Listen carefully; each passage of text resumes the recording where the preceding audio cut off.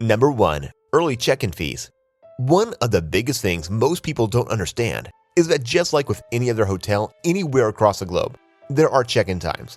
Though many of those other destinations may not have a fee attached to them, many of the hotels in Las Vegas do. These charges can range anywhere from $20 to $100. So, understanding that most hotels have a check-in time of 4 p.m. and if you get in early, you may find that the room is available, but you won't be able to get into it. If this is a situation, you could always just check your bags and head out for a little exploration so that you can avoid these costly fees. Number 2. Pot stores. As you may know, Nevada is one of the states that has legalized the sale of marijuana. With this has come a new chance for many people to try to scam tourists. One of the biggest is the pot stores that line the Las Vegas Strip. These stores will even hire security guards and place them at the front to make it seem like a real dispensary. The truth is that most of those stores and their products look legitimate, but they are often man-made chemical fake CBD products. If you want a real, true, authentic dispensary, you need to head off the Strip and find some of the more legitimate stores. Number 3. Taxis. There are many forms of transportation that you can take while in Vegas. Maybe one of the most convenient is taxis, but in the long run, they can actually end up costing you quite a bit more. Though the airport taxis have a set fee, taking them from the airport or heading downtown to Fremont Street can wind up being more expensive than you might imagine. If these are your destinations, then we highly suggest that you utilize Lyft or Uber, as they oftentimes wind up being cheaper. In regards to taking a taxi on the Strip, you need to make sure that the taxi drivers are offering you a legitimate price. That means if you hop in and they try to give you a set rate, then you should probably not take that taxi. Another thing that happens is that the taxi driver is giving you a price that the meter is not reading.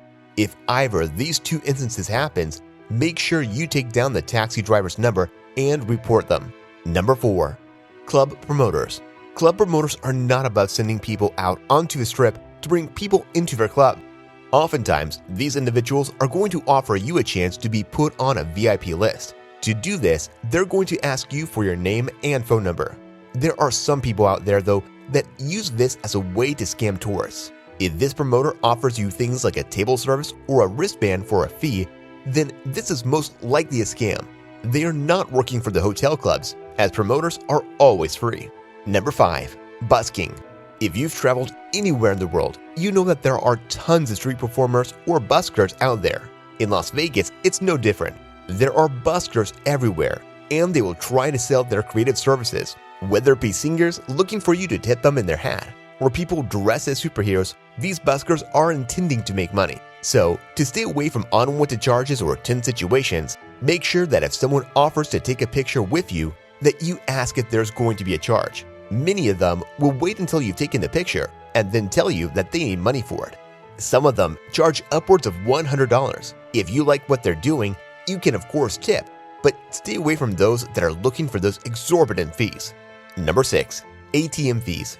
When you use a third-party ATM, there are always going to be fees. However, there are some ATM fees in Las Vegas that are ridiculous. If you take cash from ATMs in casinos or anywhere else that is not a bank, you're looking at anywhere from $10 to $15 sometimes. However, there's one casino where the ATMs have the lowest fees, and that is the Casino Royale. It's much better. If you need to take cash out, either do it before you get to Las Vegas from your bank or head to a little off the Strip and find a bank branch where you won't have any of those ridiculous fees. Number 7. Slot with themes. In the casino, there are a lot of different types of slots. Maybe one of the more popular are the theme slots. But because of the royalties and other issues, these offer lower payouts. So, if you're on the casino floor, make sure you try other options. However, it is all about having fun in Las Vegas. So if you like these type of games, then please just know that they're going to pay out less in the long run. Number 8. Cash vouchers. Many of the casinos have gone from slots that give you cash to slots that give you cash vouchers. These vouchers can then be cashed in one of the two ways, either at the cashier cage or by machines placed throughout the casino floor. If you're cashing out these vouchers, we had to suggest that you go to the cashier, as you'll get all of your money. If you use one of the machines, they're going to give you the bulk of the money, and if there's any change left at the end, it's going to spit out another voucher and you won't be able to cash that in. Number 9. Paid parking. Many of the casinos over the past couple of years have moved to ask their patrons to pay for parking. Almost every hotel on the Las Vegas Strip, or in Las Vegas in general, has some sort of parking fee. Though many of them offer special discounts if you join their clubs and reach a certain level, if you are someone who's driving a car, you need to make sure you know this before you book your vacation so you can build that into the budget. Number 10. Convenience stores in hotels. Casinos and hotels are trying to keep you in their building at all times. That's why many of them have built-in convenience stores available. But buying your snacks, toiletries, or alcohol here, you're going to pay 2 to 3 times more than you would if you simply left the casino and walked down the strip to places like CVS, Walgreens, or even ABC stores. Number 11. Resort fees. Resort fees themselves are not necessarily a bad thing. But what you must realize is that over the past couple of years, these resort fees have been significantly increasing. It seems like they are trying to make money back from the pandemic, but in truth, the price hikes had been happening before that. Yes, you will find resort fees in every resort town you go to, but the price that is attached to the ones in Las Vegas is a little too high. So, make sure you account for those in your budget, just like you did the parking fees. Number 12. Casino Wi-Fi. Almost every casino offers free Wi-Fi.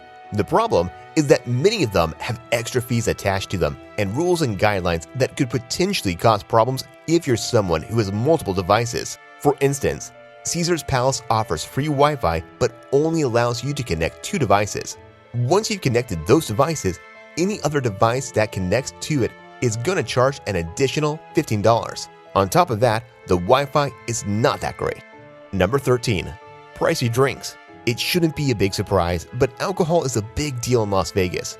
The casinos on the Strip tend to charge exorbitant amounts when it comes to drinks. The same drink that you get at Casino Bar may be vastly different in price than those at, say, the pool. So, you have to know that the costs are going to vary from place to place, and it depends on where you buy the drink. Number 14. Overpriced food courts. Once again, casinos are trying to keep you within their 4 walls so that they can get revenue from your business. That means many of them have installed food courts in hopes to offer you a more budget-friendly option when it comes to your dining experience. Though this may seem like a good idea oftentimes, you're paying crazy amounts for something you could walk down the street a little bit and find for much cheaper. Number 15. Buffets. Casinos have always been known for their buffets. You get tons of options and they're usually very well prepared. But as time has gone by, some of those casino buffets have become quite expensive. So, before you go eat, make sure you check some of the discount sites online or even reach out to your concierge because you may be able to find a buy one get one free or half off coupon that could help you alleviate some of those high prices. Number 16. 6 to 5 Blackjack. If you're not into scratch, you're probably into table games. And one of the most popular table games is Blackjack.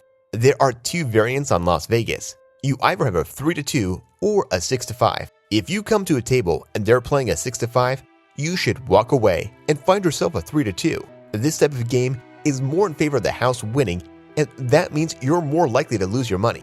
Number 17. Fremont Vendor Stands. Inevitably, if you're in Las Vegas, you're going to head down for a fun-filled night on Fremont Street and dive into the experience there. Dotted throughout this area are tons of vendor stands. Unlike other areas though, haggling is perfectly acceptable here. And that is good, because if you look at the price tags of some of this stuff, they are charging you way too much. Make sure you are friendly, and most of them will bargain you with you. Number 18. 000 Roulette. The last thing you have to know about if you're heading out to the casino floor and intending to play a little table game action is that there are a couple of different types of roulette as well. The 000 Roulette, though, is significantly less likely for you to win than the 00 option. So, make sure when you watch the table, you ask if it is a 000, and just like with Blackjack, walk away and find yourself another table if it is. So, that's it for today's upload. Subscribe and turn on notifications so you don't miss any top travel videos. And we'll see you in the next one. Take care.